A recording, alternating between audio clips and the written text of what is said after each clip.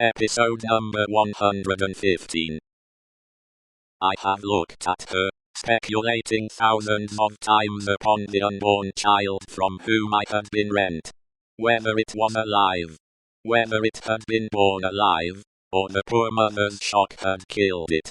Whether it was a son, who would someday avenge his father. There was a time in my imprisonment, when my desire for vengeance was unbearable. Whether it was a son, who would never know his father's story, who might even live to weigh the possibility of his father's having disappeared of his own will and act. Whether it was a daughter, who would grow to be a woman. She drew closer to him, and kissed his cheek, and his hand. I have pictured my daughter, to myself, as perfectly forgetful of me, rather, altogether ignorant of me, and unconscious of me. I have cast up the years of her age, year after year. I have seen her married to a man, who knew nothing of my fate. I have altogether perished from the remembrance of the living, and in the next generation my place was a blank. My father. Even to hear that you had such thoughts of a daughter, who never existed, strikes to my heart as if I had been that child.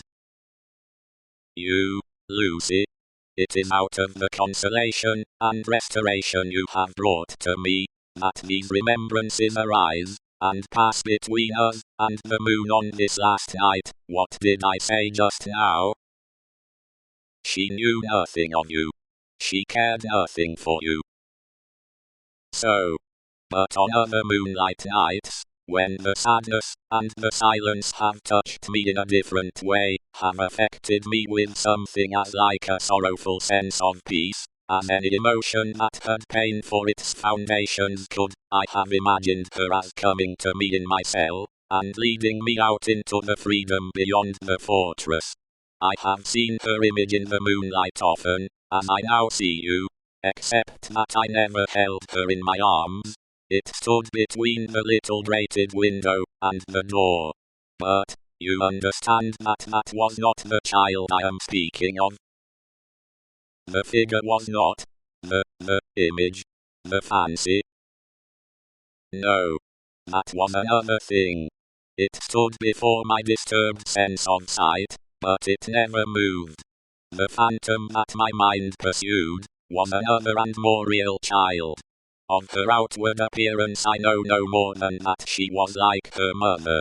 The other had that likeness too, as you have, but was not the same. Can you follow me, Lucy? Hardly, I think. I doubt you must have been a solitary prisoner to understand these perplexed distinctions. His collected and calm manner could not prevent her blood from running cold, as he thus tried to anatomize his old condition. In that more peaceful state, I have imagined her, in the moonlight, coming to me, and taking me out to show me that the home of her married life was full of her loving remembrance of her lost father. My picture was in her room, and I was in her prayers.